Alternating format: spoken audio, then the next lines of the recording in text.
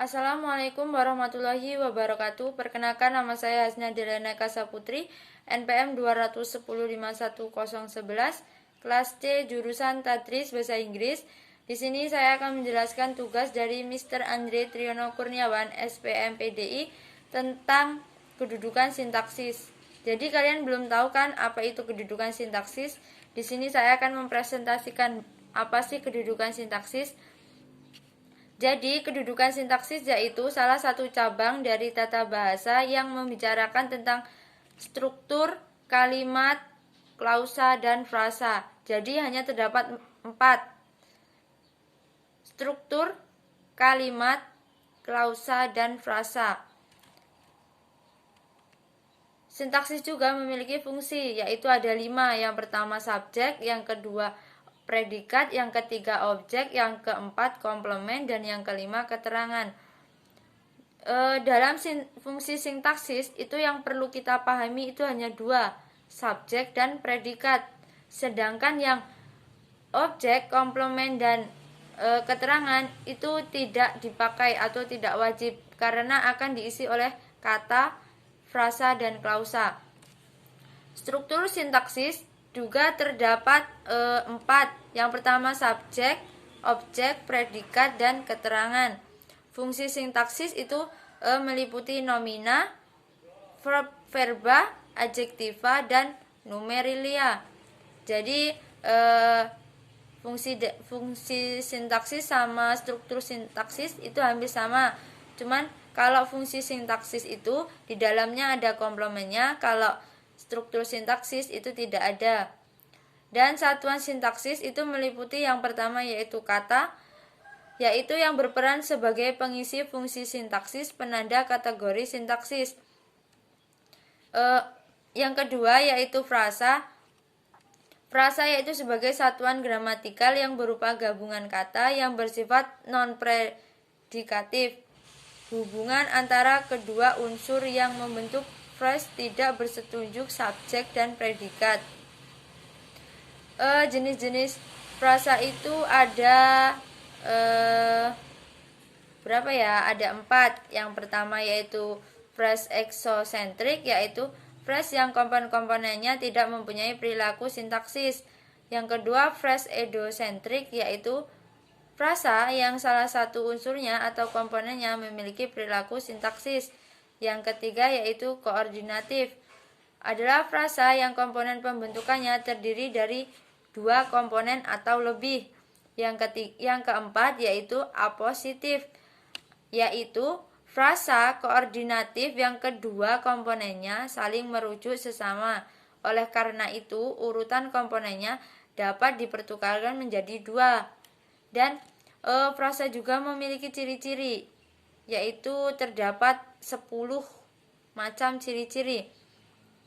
Yang pertama yaitu terbentuknya atas 2 kalimat, yang kedua memiliki fungsi, yang ketiga mengandung satu kata kesatuan, yang keempat bersifat non-predikatif, yang kelima konsisten atau konsisten frasa, yang keenam menduduki frasa dalam kata, yang ketujuh itu hanya menduduki atau mengisi atau fungsi. Yang kedelapan bagian-bagian frasa yang tidak boleh ditukar atau dibalik susunannya. Yang kesembilan, frasa dapat diperluas dengan tambahan kata depan, tengah, atau di belakang. Yang kesepuluh yaitu terdiri atas 2 konsisten pembentukan atau lebih yang memiliki kedekatan hubungan. Selanjutnya yaitu klausa. Apa itu klausa? Klausa adalah satuan sintaksis yang berupa runtutan kata-kata berkonstruksi predikatif. Artinya, di dalam konstruksi itu ada komponen berupa kata atau frasa yang berfungsi sebagai predikat dan yang lainnya. Klausa juga memiliki jenis. Yang pertama yaitu strukturnya klausa dibedakan menjadi 2, klausa bebas dan klausa terikat. Klausa bebas, apa itu klausa bebas? Yaitu klausa yang mempunyai unsur-unsur lengkap, sekurang-kurangnya mempunyai subjek dan predikat. Sedangkan yang klausa terikat itu hanya klausa yang unsurnya tidak lengkap. Mungkin hanya memiliki subjek saja, tidak memiliki objek. Seperti itu contohnya. Selanjutnya yaitu kalimat. Kalimat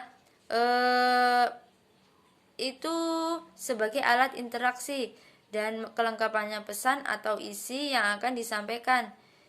Jika kita ingin mengirim sesuatu atau mengirim pesan, itu kita harus menentukan kalimat terlebih dahulu. Jika kita tidak menentukan kalimat, maka sesuatu yang akan kita kirim itu tidak baku. Intinya seperti itu. Selanjutnya yaitu wacana. Wacana adalah satuan bahasa yang lengkap sehingga dalam hierarkinya gramatikal merupakan satuan gramatikal tertinggi dan terbesar. Wacana juga memiliki alat seperti alat gramatikal yang dapat digunakan untuk membuat sebuah wacana menjadi kohesif.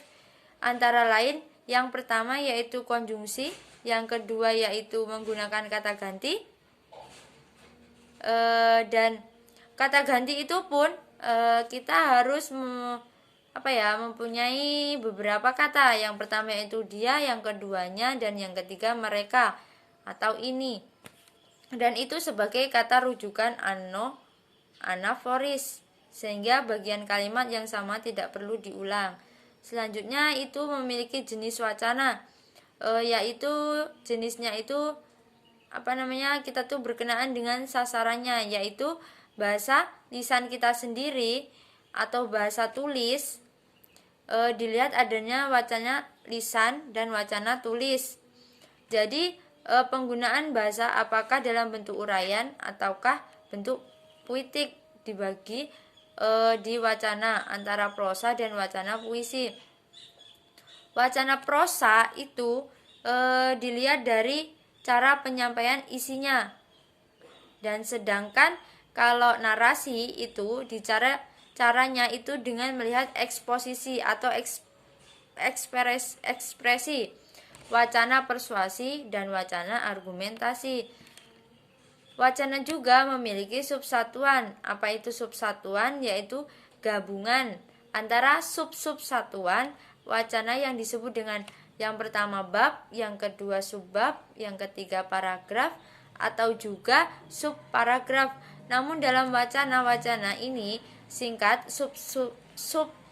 subsatuan wacana tidak ada, karena itu pun tidak terlalu dipakai atau tidak wajib intinya. Jadi kesimpulannya itu pembahasan di atas dapat ditarik kesimpulan bahwa sintaksis merupakan bagian atau cabang dari ilmu bahasa yang membicarakan seluk-beluk wacana kalimat, klausa, dan frasa. Frasa sendiri adalah kesatuan yang lebih besar dari kata lebih kecil dari kalimat. Frasa dilihat dari segi hubungan, distribusi, unsur-unsur yang terdiri atas frasa edosentrik, frasa atributif, koordinatif atau oposesif, dan eksosentrik itu dilihat dari segi kategori. Sedangkan yang kategori itu kan katanya terdiri atas 4 frasa, yaitu nominal, verba, adjektiva, dan numerelia atau promenia. Klausa dilihat dari kategori, kata yang menduduki predikat terdiri atas klausa depan, dan adapun kalimat-kalimat adalah satuan bahasa yang secara relatif. Jadi dan kalimat tunggal pun ditinjau dari segi makanannya atau maknanya, terdiri atas kalimat berita, tanya, dan kalimat seru. Itulah presentasi dari Yasna, kurang dan lebihnya Yasna mohon maaf. Semoga bermanfaat buat kalian, semoga kalian juga bisa dimengerti. Saya akhiri, wassalamualaikum warahmatullahi wabarakatuh.